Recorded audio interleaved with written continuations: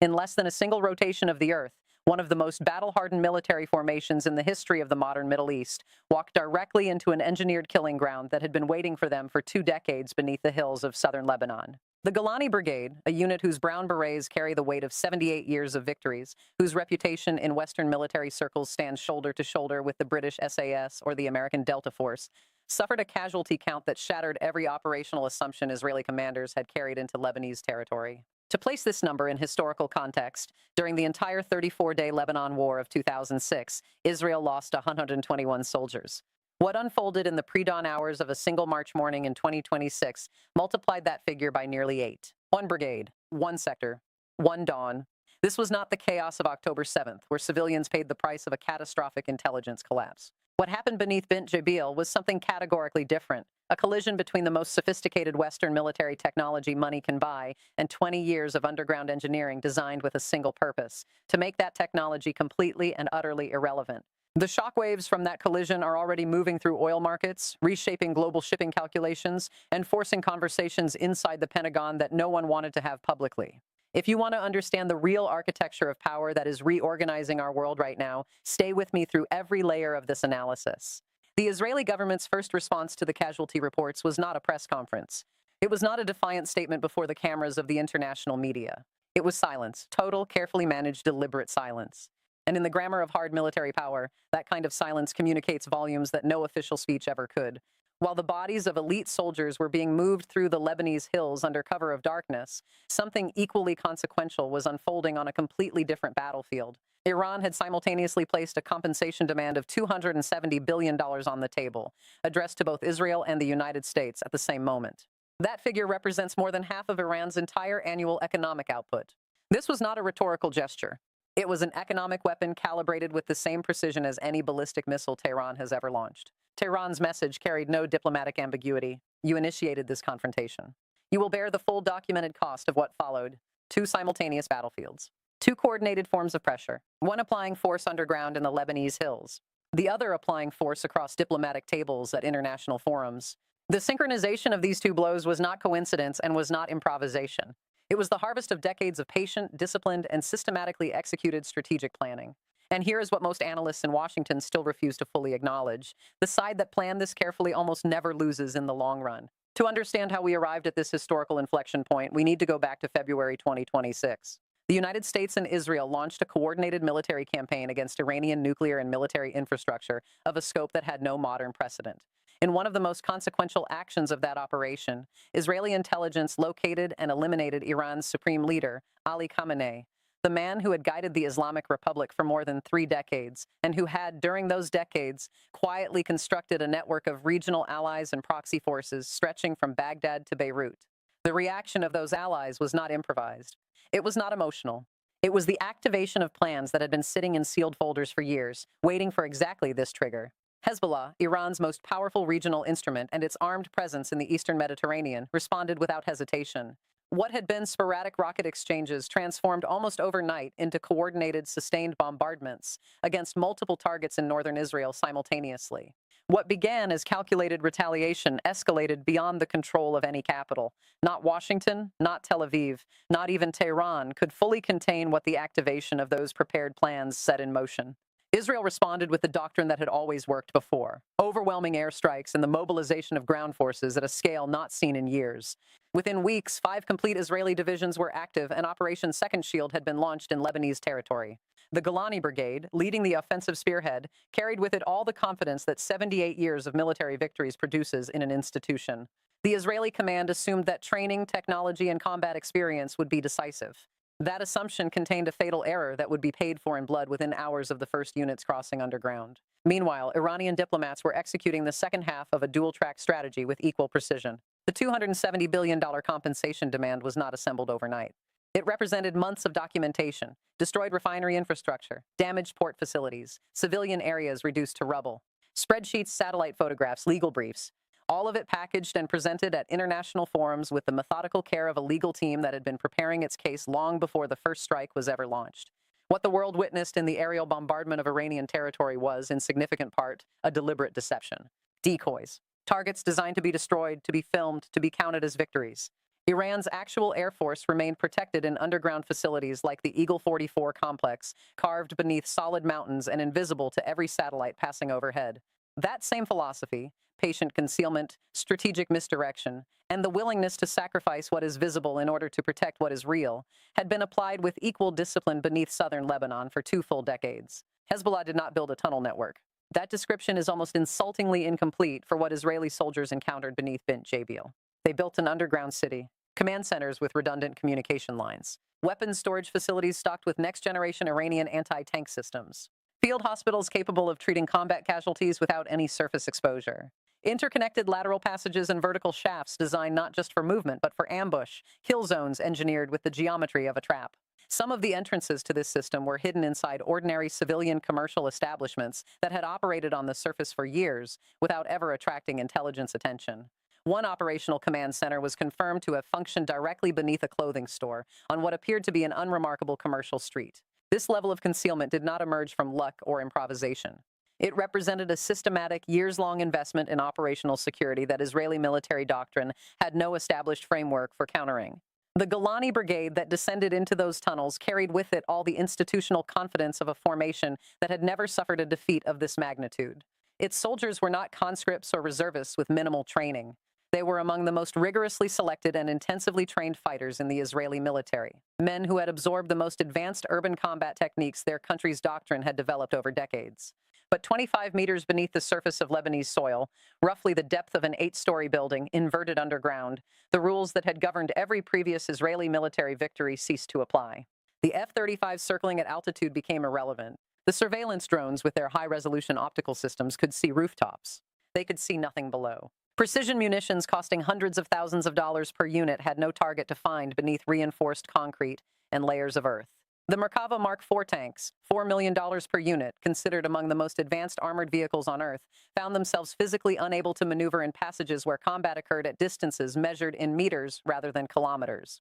In that claustrophobic, disorienting, lethal environment, the entire accumulated technological advantage of the Israeli military lost its operational relevance. What remained was men against men, rifles against rifles, in corridors where a decade of advanced training provided no decisive advantage over fighters who had built every centimeter of the terrain they were defending. The Radwan forces waiting in those underground corridors represented something that Israeli military planners had systematically underestimated in every intelligence assessment produced before the operation began. These were not irregulars.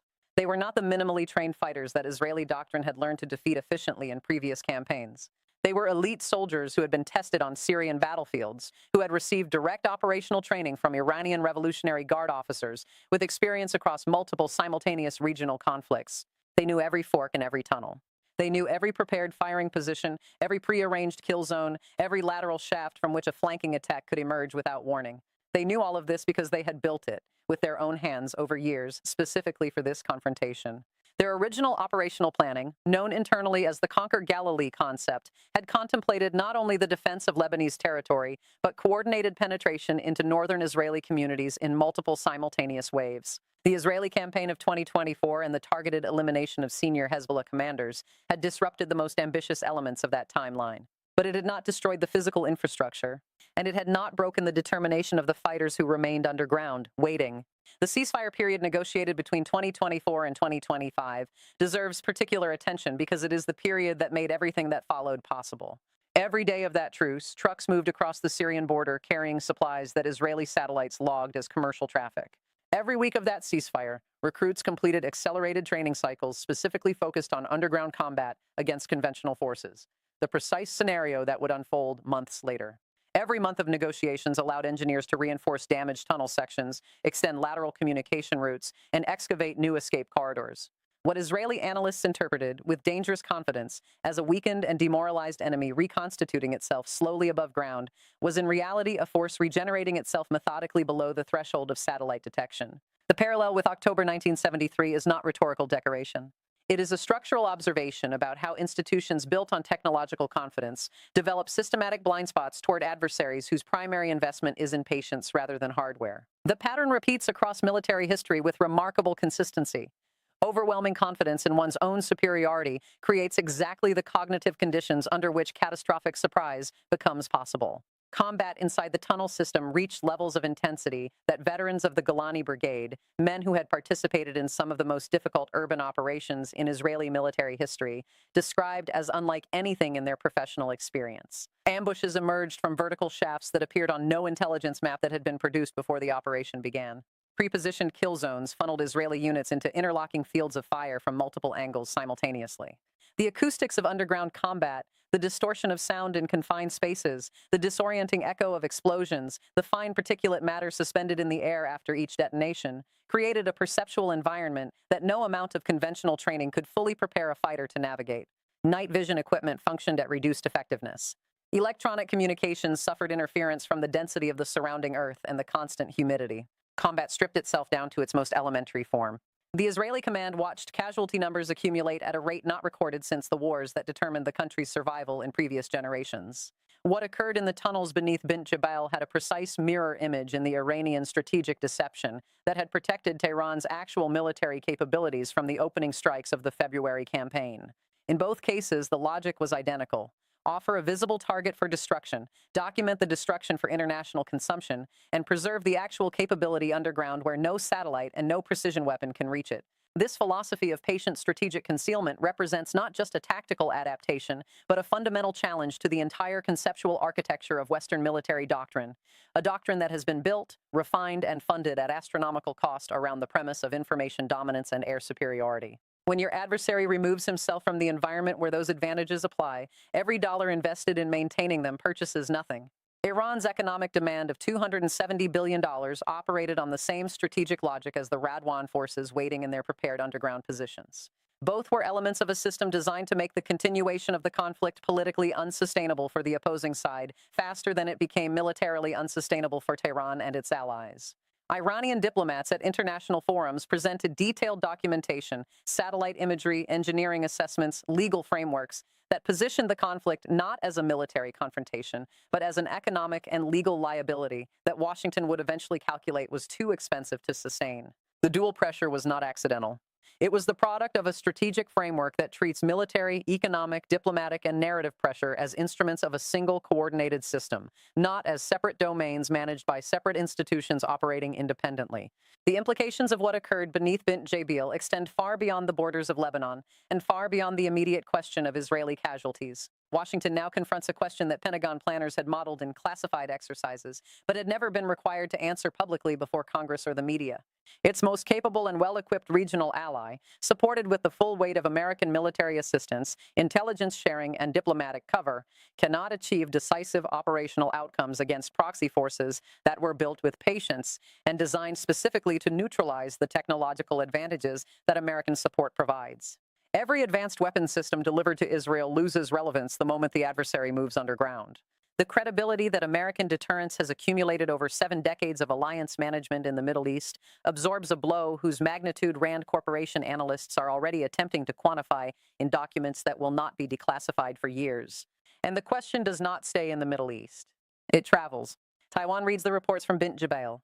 South Korea observes the operational lessons emerging from those tunnel corridors. North Korea, which has invested decades in constructing a vast network of underground facilities beneath the demilitarized zone, is drawing conclusions from every detail that leaks from the Israeli after-action assessments. China, which has been preparing contingency planning for Taiwan scenarios with systematic and disciplined attention to Western military doctrine, watches how a non-state actor with Iranian support neutralized fifth-generation aircraft and advanced armored formations through patient preparation and the intelligent exploitation of terrain. The Western security architecture constructed over 70 years faces a structural challenge that is not solved by increasing the defense budget or accelerating the development of the next generation of precision munitions. Global financial markets processed the implications of Bint Jbeil with a speed that demonstrated how completely integrated the world's economic systems have become with its security systems. Brent crude oil moved $17 per barrel in the first 48 hours after filtered casualty reports began reaching trading floors. Eastern Mediterranean shipping routes, which carry approximately 15% of global commercial traffic, were immediately reclassified by risk assessment systems. Maritime insurance premiums for cargo vessels transiting waters near the Lebanese coast tripled within a single week, according to Lloyd's of London actuarial data. Institutional capital began moving out of the Levant region, not just from Israel and Lebanon, but from neighboring countries whose economic trajectories had been linked to the assumption of a functional regional security environment. Supply chain planners at multinational corporations began revising expansion decisions for facilities in Israel, Jordan, and Egypt. The costs that accumulated in those underground corridors are not contained geographically. They move through financial systems and supply chains and insurance actuarial tables until they are felt in freight rates in Shanghai, energy prices in Frankfurt, and inflation calculations in New York. Mohammad Marandi, whose analytical voice carries significant weight in Tehran's strategic circles, articulated the Persian reading of this situation with a clarity that Western commentators have found uncomfortable. The core of his argument is simple and historically grounded. The West has consistently confused technological superiority with strategic superiority, and history punishes that confusion without exception. Iranian strategic planning operates on temporal horizons measured in decades. American strategic planning operates on cycles measured by election calendars. 4 years at most before domestic political pressure reshapes priorities and commitments. The $270 billion demand is not simply a compensation claim. It is the establishment of a legal and precedential framework for how future conflicts initiated unilaterally will be accounted for economically. Tehran's calculation is that the United States will eventually prefer a negotiated framework to the indefinite support of an ally that cannot achieve militarily decisive outcomes against proxy forces that Iran has built and equipped specifically to prevent such outcomes. Time in this strategic framework is not neutral. It is an asset that accumulates to the side willing to absorb costs that their adversary finds politically unsustainable. The historical parallel that Iranian strategists have studied most carefully is not 2006 Lebanon or 1973 Sinai. It is Vietnam. The United States eliminated combatants in numbers that dwarfed anything Hezbollah can field. It destroyed infrastructure at a scale that makes Iran's losses in February 2026 look modest by comparison. It invested resources that, adjusted for inflation, represent one of the largest military expenditures in human history. And it lost, not on the battlefield in any conventional military sense, but in the domestic political arena, where the accumulating human cost of a war without achievable endpoints eroded the consensus that any democracy requires to sustain military operations in foreign territory over years. Iran and Hezbollah have built their entire regional strategic architecture around the replication of that dynamic. Their tunnels, their decentralized command structure, their documented willingness to absorb catastrophic casualties without political collapse, all of it forms a system with a single strategic purpose: to make the cost of continuing the conflict reach the threshold of political unsustainability in Tel Aviv and Washington before it reaches that threshold in Tehran and Beirut. Every coffin that returns to Israel generates domestic pressure that accumulates beyond the capacity of any tactical success to compensate. Every week that elite formations remain committed to a tunnel war for which their doctrine was not designed is a week in which the domestic political consensus supporting the operation erodes. This is not a new strategic insight. It is one of the most thoroughly documented dynamics in modern military history. But it is a dynamic that Western military establishments, built on the assumption that sufficient technological advantage converts automatically into decisive strategic outcomes, have consistently failed to integrate into their operational planning at the level required. The Golani Brigade encountered the physical limits of that assumption in the corridors beneath Bint Jabil, not because its soldiers lacked courage or training or commitment, but because those corridors were not designed to be fought through by any force relying on the advantages that courage and training in modern weapons systems provide. They were designed over 20 years specifically to eliminate those advantages, to reduce every engagement to a form of combat where the defender, who knows every meter of the terrain and has prepared every position, holds every tactical advantage that matters. What Washington must now process, and what every allied capital from London to Tokyo is quietly processing alongside it, is a strategic reality that the events of March 2026 made impossible to continue deferring. Absolute air superiority, which has been the foundational assumption of American military power and American alliance credibility since the closing stages of the Second World War, has identifiable limits. Those limits are activated when an adversary with sufficient patience and sufficient engineering capability simply removes the contest from the environment where air superiority applies. Fifth-generation combat aircraft valued at hundreds of millions of dollars per unit provide no operational advantage over combatants operating 25 meters underground. Armored formations that define decisive victories from the North African desert to the plains of Kuwait lose their tactical relevance in passages where the distance between combatants is measured in body lengths. Satellite communications and electronic intelligence systems that cost billions of dollars to develop and maintain fail systematically against enemies who operate beneath layers of reinforced concrete and earth. This is not a tactical anomaly produced by a unique combination of terrain and circumstances unlikely to recur. It is a paradigm shift, visible and legible to every state and non-state actor on the planet that has been watching the operational lessons of Bint Jibril emerge. The underground doctrine that Hezbollah applied at enormous cost to the Golani Brigade is being studied in Pyongyang and in Beijing, and in every capital where long-term strategic planners have identified confrontation with Western military power as a scenario requiring serious preparation. The tunnels beneath southern Lebanon have become a curriculum. Hezbollah does not require a victory that military historians would recognize as decisive in any classical sense. It requires only the demonstration, delivered at a cost, that Israel's domestic politics cannot absorb indefinitely, that it cannot be defeated on terms that are politically sustainable in Tel Aviv. Every day that the operation continues without resolution is a day that serves Tehran's strategic timeline better than it serves Washington's. Every casualty that cannot be justified by a clearly achievable operational objective accelerates the erosion of the domestic consensus that any democratic government needs to sustain military commitment in foreign territory over time. Iran's coordination of military attrition and economic pressure into a single strategic system represents the most sophisticated application of asymmetric warfare methodology that this century has so far produced. The brown berets of the Golani Brigade